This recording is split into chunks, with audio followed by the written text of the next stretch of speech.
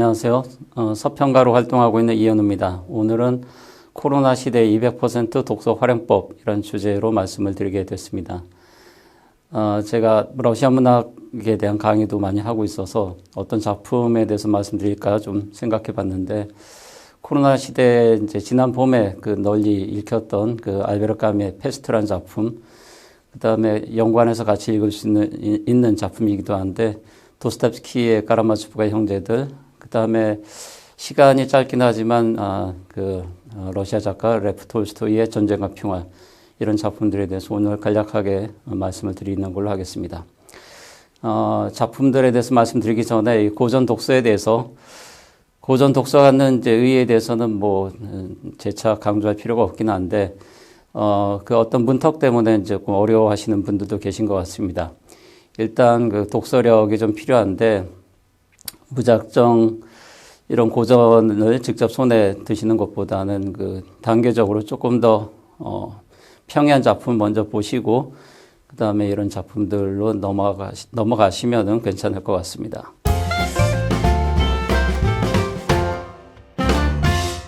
패스트에 감염된 이제 오랑이란 도시를 배경으로 한 그런 작품인데, 사실 이 작품은 그냥 지금 이제 우리가 읽기에는 저희가 이제 팬데믹 상황에 있기 때문에 패스트로 인해서 차단된 오란 시민들의 어떤 일상의 모습들이 우리 자신의 모습으로도 읽힙니다. 그런데 원래 이 작품은 이제 알베르 까뮈가 발표했을 때 이 작품의 중요한 어떤 동기이기도 했는데, 2차 세계대전이 끝나고 프랑스 시민들이 이제 독일 점령하에 있다가 이렇게 해방되게 되는데, 그런 감금된 상황을 일종의 비유로, 알레고리로 이렇게 다룬 작품이었습니다. 그래서 원래는 이제 알레고리적인 의미를 갖는 그런 작품. 알레고리라는 게 이제 이솝의 우화 같은 걸 떠올리시면 되는데, 토끼와 거북이 경주 같은 이야기도 그렇고, 실제 이야기와는 좀 다르게 어떤 교훈적인 메시지를 이렇게 별도로 전달하고자 하는 그런 이야기들 가리켜서 우리가 우화라고 이렇게 부릅니다. 우화적인 성격을 이제 이 페스트라는 작품도 이렇게 갖고 있습니다. 그래서 원래 이제 페스트를 다루고 있긴 하지만, 이게 까미나 이제 당대 이 프랑스 독자들에게는 전쟁 비유로서 이제 받아들여졌기 때문에, 한국인들이 경험했던 전쟁하고는 조금 성격이 다른데요. 프랑스는 이제 2차 세계대전 때 초기에 이제 독일군에 항복한 이후에 괴뢰 정부가 이렇게 수립되게 되고, 이제 프랑스 국민들이 이제 독일 점령 하에 이렇게 들어가게 됩니다. 그래서 이게 감금 생활을 하게 되는데, 우리는 이제 전쟁하면은 피난 생활 이런 걸 떠올리게 되는데, 프랑스인들에게는 감금 생활이었어요. 그 안에서 이제 레지스탕스들의 어떤 활동도 있고 그렇습니다. 그런 감금에서 이제 해방되기까지 했던 과정을 이 패스트로 인해서 외부와 완전히 차단됐다가, 그 다음에 패스트가 이제 종식되면서 이렇게 해방되는 그런 과정에 이렇게 비유하고 있습니다. 이게 일차적인 의미였는데, 그런데 이렇게 비유할 때 이제 문제가 없는 건 아닙니다. 이 작품에서는 물론 이제 패스트의 상황에 대해서 굉장히 이제 사실적인 묘사들을 이렇게 제공하고 있긴 하지만, 47년에 이 작품 발표됐을 때 프랑스에서 이게 상당한 호응을 이렇게 불러일으켰는데, 그게 어떤 점에서는 좀 문제적이라고도 생각이 되기 때문에 그렇습니다. 왜냐하면 전쟁과 패스트 사이에 공통점이 있습니다. 둘 다 재앙적인 사건이고, 그 다음에 그로 인해서 이제 오랑 시민들도 그렇고, 이제 프랑스 국민들도 그렇고, 이게 원하지 않는 감금 생활을 하게 됐기 때문에, 그런 점에서 이제 공통점이 있는데, 그렇게 동일시하게 되면 이 패스트와 전쟁 사이에 분명한 차이점을 이렇게 간과하게 됩니다. 작품에서 이 패스트가 왜 발생하게 됐는가, 원인 불명이에요. 갑작스럽게 이제 쥐들이 죽어 나가기 시작하면서 이 도시에 이제 그 패스트 환자들이 이렇게 생겨나게 됩니다. 마지막에 결말에서 이제 패스트가 종식될 때도 마찬가지인데 갑자기 그냥 사라져버려요. 그 패스트에 대한 이제 백신이 그 만들어지는 것도 아니고요. 그러니까 패스트의 이제 주인공을 비롯해서 여러 인물들이 이제 저항해 보지만 속수무책으로 희생자가 나오게 됩니다. 그런 상황에서 이제 그러니까 패스트를 극복해냈다기보다는 이제 버텨낸 거고, 패스트가 이제 갑작스럽게 또 이렇게 사라지게 되면서 이 시민들이 이렇게 해방되게 됩니다. 그런데 이제 전쟁도 그런 것인가? 그러니까 보통 사람들의 경우에는 갑작스러운 재앙으로 받아들일 수가 있습니다. 갑자기 이제 적국이 뭐 쳐들어와서 또 뭐 폭격이 자행되고 하니까 예기치 않은 재앙이라고 생각할 수 있지만, 이 경우에는 분명한 원인이 있고 또 그 원인에 대해서 책임을 물을 수가 있기 때문에, 패스트에 대해서는 우리가 책임을 추궁할 수가 없어요. 원인 불명이기 때문에 일종의 자연적 재앙이지만, 전쟁은 자연적 재앙은 아니고요. 인간적인 선택이고, 그 다음에 여기에 어떤 의도가 개입되어 있기 때문에, 그래서 전범들도 있는 거고, 전후에 이제 그에 대한 전후 배상이라든가, 그 다음에 전쟁에 대한 책임 같은 것을 이렇게 물을 수가 있습니다. 분명히 이제 그런 차이점을 갖고 있는데, 이렇게 동일시하게 되면, 알레고리로 다루게 되면은 그런 책임을 이렇게 방기하게 된다고 이렇게 생각이 됩니다. 묻어두게 되기 때문에, 저는 그래서 이 작품이 알레고리로 읽힐 경우에는 조금 문제적인 작품이라고도 이렇게 생각이 됩니다. 그런데 이거는 이제 이 작품 발표 시점에서 이제 그렇게 읽혔다라는 거고요. 그 이후에 지금의 독자가 우리도 마찬가지인데, 팬데믹 이전 상황에서 이 작품을 저도 여러 차례 강의에서 다룬 작품이긴 한데, 이 알레고리적인 의미가 조금 희석됩니다. 왜냐하면 이제 47년이라는 연도를 분명하게 의식하지 않을 경우에는 의식하지 않고도 이 작품을 읽을 수가 있기 때문에, 그런 경우에는 이제 상징적인 작품으로 읽게 됩니다. 이때는 어떤 걸 무엇을 상징하느냐면, 이제 이 패스트가 죽음을 상징하게 돼요.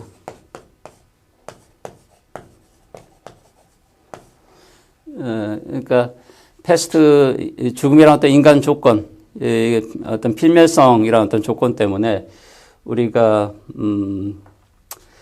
영원한 어떤 삶을 갖고자 하지만 또 얻고자 하지만 그걸 이제 불가능하게 만드는 어떤 필멸성이라는 인간 조건이 있습니다.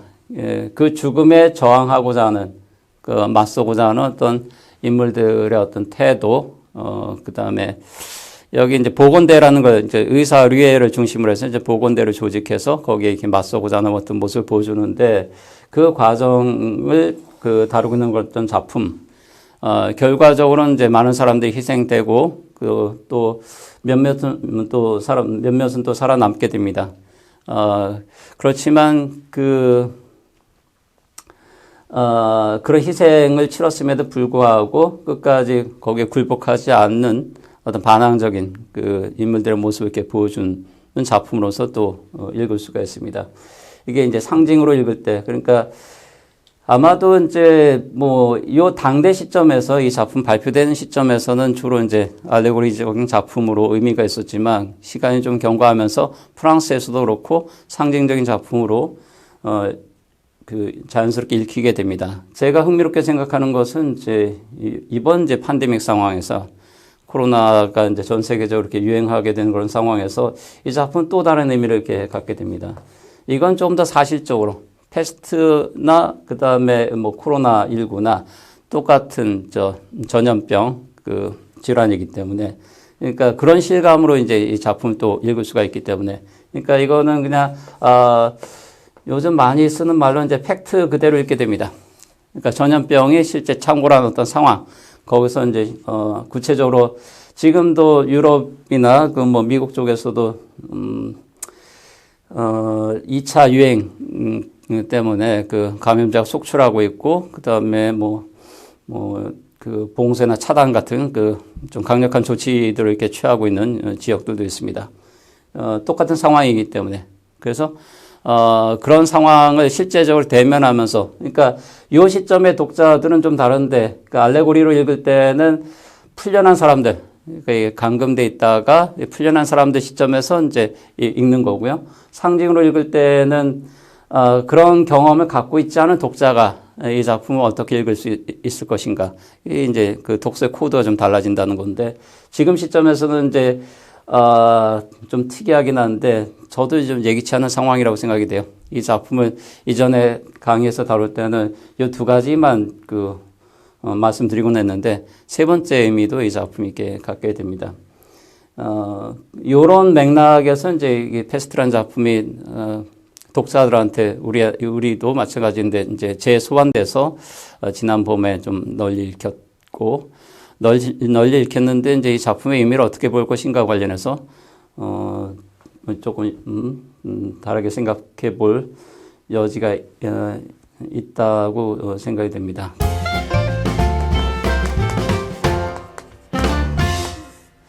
왜 이게 자연스럽게 이어지느냐면은 이제 까메 페스트라는 작품이 까라마조프가 형제들에 대한 일종의 오마주적인 내용을 포함하고 있기 때문에 그렇습니다.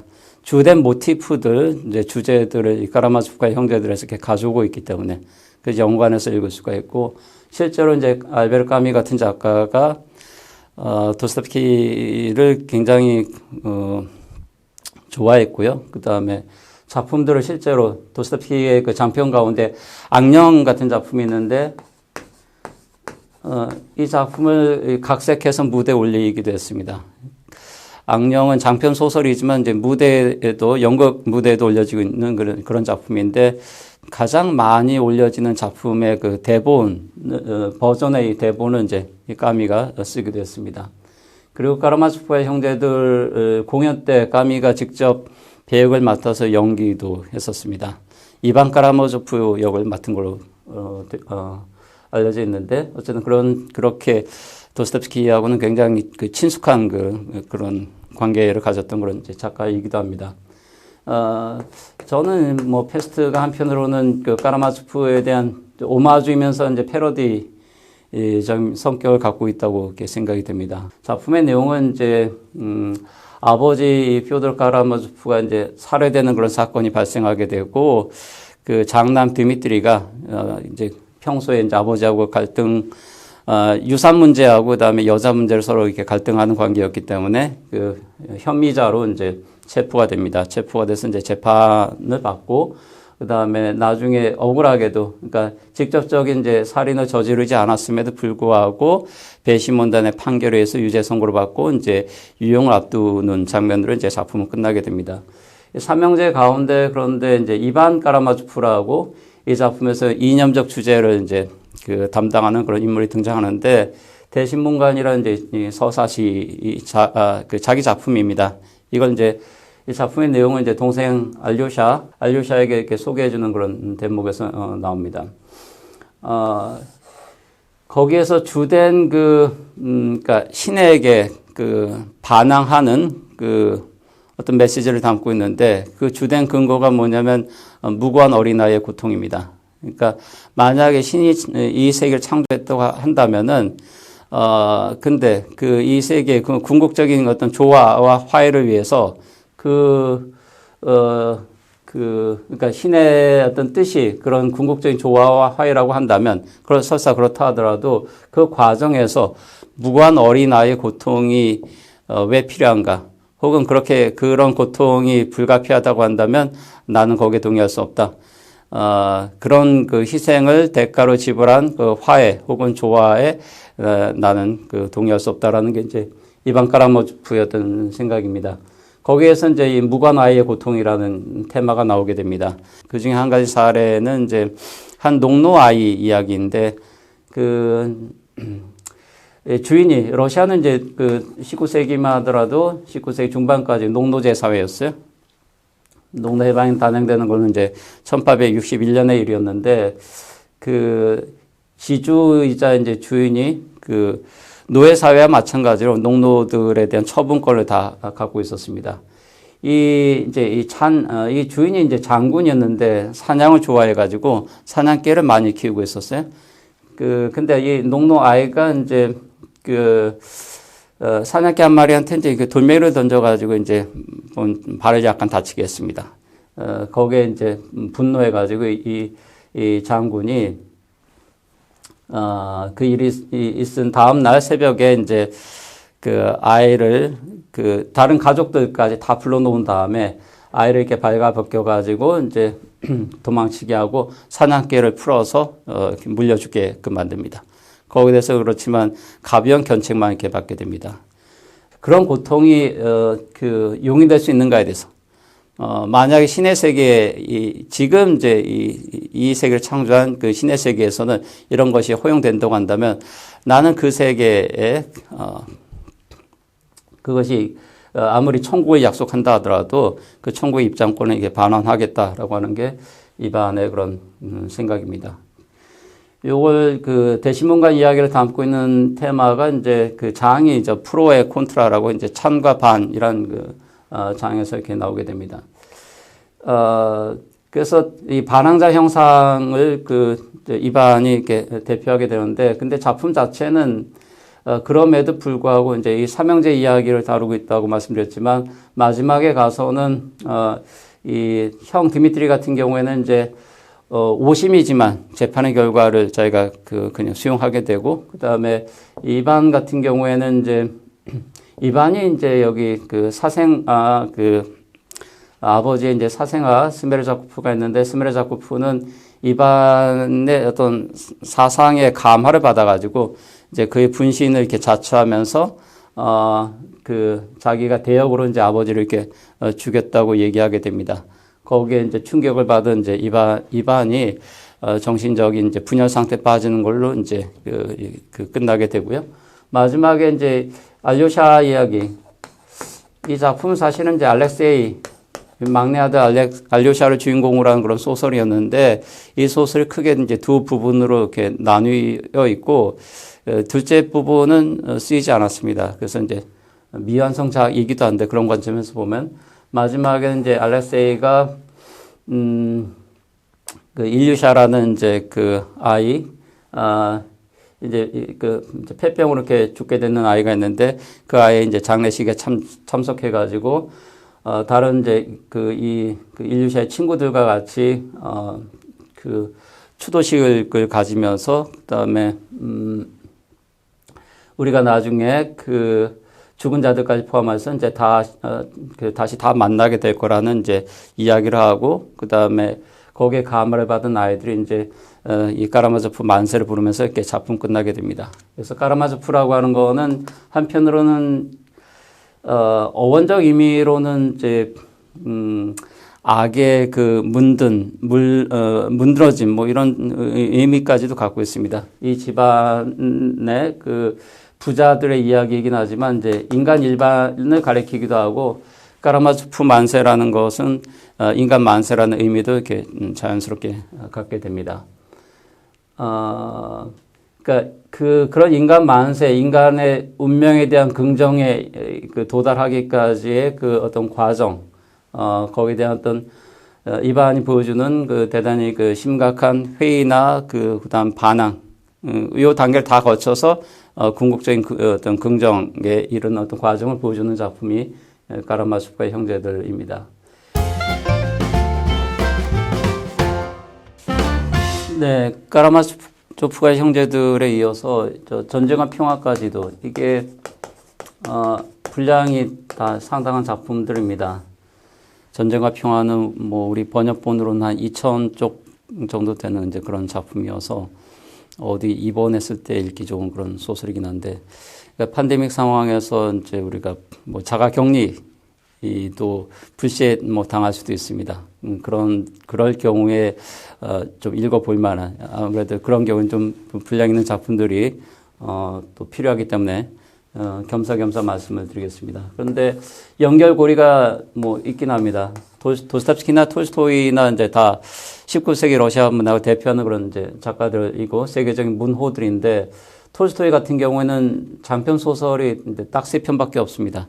첫 번째 장편 소설이 이제 전쟁과 평화이고 두 번째 장편 소설이 이제 안나 까레니나 1870년대 작품이고 부활이라는 이제 작품, 널리 알려진 작품은 이제 1899년 마지막 장편입니다. 이 첫 번째 쓰인 장편이란 사실도 좀 놀라운데 30대 이제 후반에 쓴 작품이고 40대 초반에 이제 완성하게 됩니다. 그런데 카라마조프가 형제들이 이제 삶에 대한 예찬, 인간에 대한 그 긍정의 메시지를 주고 있는 그런 작품이라고 말씀드렸는데 톨스토이 문학에서는 이제 전쟁과 평화가 거기에 해당합니다. 그러니까 이게 이제 이 작품 1860년대 작품이고요. 69년에 이제 완결됩니다. 65년부터 해서 도스토옙스키의 카라마조프가 형제들은 이제 1880년작이기 때문에 약간 이제 시차가 있습니다. 시간적 인터벌이 있긴 한데, 근데 톨스토이 같은 경우에는 톨스토이 문학의 주제가 삶에 대한 그 긍정 혹은 예찬에서 부정 쪽으로 이렇게 가게 돼요. 톨스토이 문학의 주제가 이제 가령 이제 죽음이라는 게 점점 더 무게감을 갖습니다. 작품 주제적으로. 안나 까레니나 같은 작품에서도 그래서 결말에 가서 이제 안나가 기차에 몸을 던져서 이렇게 죽는 걸로, 자살하는 걸로 이렇게 그려지게 됩니다. 그와는 다른, 어떤 결말을 보여주고 있는 작품이 이제 전쟁과 평화입니다. 이 작품은, 전쟁이 1812년 전쟁을 다루고 있는 그런 작품이긴 한데, 그 전쟁 전후로 해서 이제 1805년부터 1820년까지의 기간을 이렇게 다루고 있습니다. 다루고 있는데 작품 뭐 내용을 뭐 그냥 압축해서 말씀드리면 이제 이 몇 개 주인공들, 몇 개 가문의 그 주인공들 이야기입니다. 근데 나타샤 같은 여주인공이 나오고요. 그다음에 이제 나중에 결혼하게 된 이제 피에르 같은 인물도 나오고, 그다음에 약혼자였던 이제 안드레 같은 인물도 나오고 그렇습니다. 근데 나타샤가 결말만 보게 되면 나타샤가 안드레하고 약혼했다가 이제 파혼하게 되고 안드레는 이제 전쟁에서 부상을 입고 전사하게 죽게 되고요. 그다음에 결말에 가서는 이제 피에르도 한번 결혼했다가 이제 아내가 죽은 다음에 이 나타샤가 결혼하게 됩니다. 결혼해서 이제 이남 이녀를 두고 이제 그 무난하게 행복한 결혼 생활을 하는 걸로 이렇게 끝나게 돼요. 근데 만약에 전쟁이란 사건이 없었다고 한다면은 나타샤 입장에서만 보자면은 피에르 대신에 안드레하고 그냥 결혼했을 가능성이 높습니다. 왜냐면 이제 안드레가 약혼한 상태였는데 약혼 중에 그 전장에 나갔다가 이제 부상을 입고 죽게 되기 때문에 그렇습니다. 물론 이제 그 과정에 좀 불량한 귀족의 유혹을 받아서 이제 잠시 일탈적인 모습을 이렇게 보여주기도 하는데 결국에는 이제 피에로하고 그 행복한 가정을 꾸리게 됩니다. 그런데 이 작품은 그 하나는 이제 이 작품의 주인공이긴 한데 그 일상적 세계에서, 그런데 전장에 가서는 굉장히 무력한 모습으로 그려집니다. 이게 전쟁 소설에서 전쟁 소설 혹은 역사 소설로 이렇게 분류되기도 하는데 이 작품이 갖고 있는 굉장히 중요한 특징입니다. 그러니까 보통의 이전까지의 작품에서는 그 주인공이 전쟁에서도 영웅이에요. 그렇지만 이 작품에서는 그 전쟁에 나가야 했는지, 그리고 이 전쟁에서 이제 수많은 사람들이 희생되게 됩니다. 수십만이 희생되게 되는데 왜 그런 희생을 치러야 하는지에 대해서 전혀 이해할 수 없고, 그 다음에 그 전쟁에서 또 굉장히 무력한 모습을 이렇게 보여주게 됩니다. 그래서 이 주인공들의 모습만으로도 이제 전쟁에 대한 비판적 메시지를 이렇게 전달하고 있는 그런 작품입니다. 그리고 동시에 이제 톨스토이의 그 어떤 이 작품에서 많이 간과된 의의이기도 한데 그 역사에 대해서, 역사의 의미에 대해서, 역사의 방향과 의미에 대해서 질문하는 역사 철학적 성찰을 상당히 많이 이렇게 담고 있는 이제 그런 작품이기도 합니다. 결말에서는 이제 일상적 삶에 대해 예찬으로 끝나면서 동시에 역사의 그 의미에 대해서 질문하고 있는 그런 작품인데, 지금 우리 상황에서도 이런 좀 묵직한 질문을 이제 이 작품과 함께 던져보는 것도 좀 좋을 것 같다는 그런 생각이 듭니다. 세 편의 고전 작품에 대해서 뭐 짧게 말씀드렸는데, 제가 말씀드리는 거는 뭐 그냥 믿기 정도이고요. 작품을 이제 실제로 보는 그런 독서를 이렇게 대체할 수 있는 건 아니기 때문에 직접 읽어보시면 좋겠습니다. 제가 독서에 대해서 강의할 때는 주로 디지털 시대의 독서. 그러니까, 지금 이제 그 미디어들, 유튜브 같은 것도 마찬가지입니다. 유튜브에 그 고전 요약, 들이 굉장히 많이 올라와 있습니다. 그런 걸로 이제 보통 독서를 이렇게 대체할 수 있는가에 대해서, 가령 10분, 15분씩의 요약본들이 있어요. 오늘 말씀드린 작품들도 그 검색해 보시면은 그 짧은 요약 같은 거 다 보실 수가 있습니다. 이 작품들 실제로 읽으려고 하면은 시간이 좀 많이 걸려요. 전쟁과 평화만 하더라도 한 일주일 정도 시간을 이렇게 잡아야 할 것 같아요. 2000페이지 정도 되면 빨리 읽는다고 하도 한 20시간 정도의 시간을 필요로 하기 때문에 그렇습니다. 근데 영화도 있어요. 영화도 있는데, 영화 버전도, 물론 긴 영화들은 이제 한 7시간 넘는 영화들도 있습니다. 그리고 TV 시리즈로는 6부작, 8부작 이렇게 나와 있는 것들도 있습니다. 근데 그런 걸로 이렇게 대체할 수 있는 것인가? 문제는 그렇게 대체되면 좀 좋을 것 같은데, 그렇지는 않습니다. 그렇지는 않고, 그러니까, 이 종이책에 대한 독서를 대신할 수 없다고 하는 거. 이거는 이제, 여러 가지 실험 사례들도 있습니다. 그러니까, 이게, 스크린 독서, 내지 미디어 독서를 하게 하고, 실제로 이제 종이책 대신에 이제 디지털 이북 같은 걸 통해서, 읽게끔 한 다음에 테스트를 해 봤는데, 작품을 이제 그 작품의 세세한 그 대목에 대해서라든가 아니면 이제 전체적인 줄거리에 대한 그 파악 능력에 있어서 현저한 차이가 있었어요. 그래서 이 독서 전문가들의 제안은, 이게 이제 더 거슬러 올라가게 되면 이제 아이 때부터 마찬가지인데 종이책에 대한 확실한 독서 습관을 갖게끔 할 필요가 있다고 하는 것, 독서력을 갖게끔 한 다음에 그 다음에 이런 이제 디지털 매체에 대해서 완전히 그렇다면은 차단시켜야 할 것인가? 그건 아니고 자연스럽게 접할 수는 있어요. 다만 순서에 있어서 종이책은 먼저 읽히게끔 해야 된다고 하는 거. 그 다음에 디지털 매체를 통한 독서도 허용하되 병행하게끔. 그러니까 이게 완전 이쪽으로 이렇게 넘어가도 안 됩니다. 그리고 종이책 독서가 갖는 또 한 가지 중요한 어떤 강점이기도 한데, 이 공감 능력.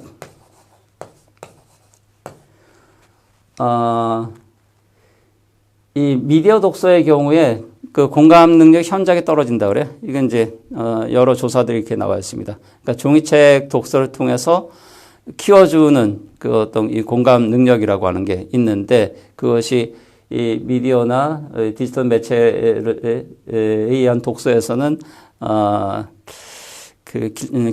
충분히 길러지지 않는다고 하는 거.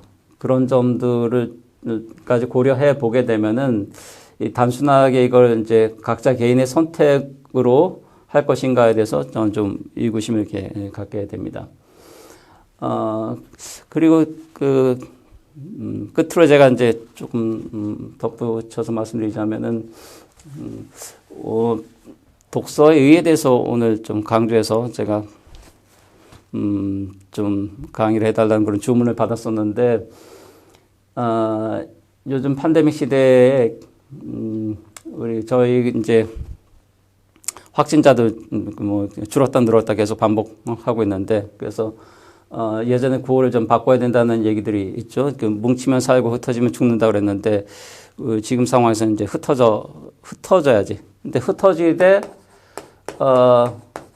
각자 개인 플레이를 하는 게 아니고, 전체를 위해서 우리가 서로 이제 따로 떨어져 있어야 된다고 하는 거. 그러니까, 흩어져 있을 때 함께 해야 된다고 하는 거. 그게 팬데믹 시대에 우리에게 요구되는 어떤 주문이고 또 행동 강령이라고도 이렇게 생각이 됩니다.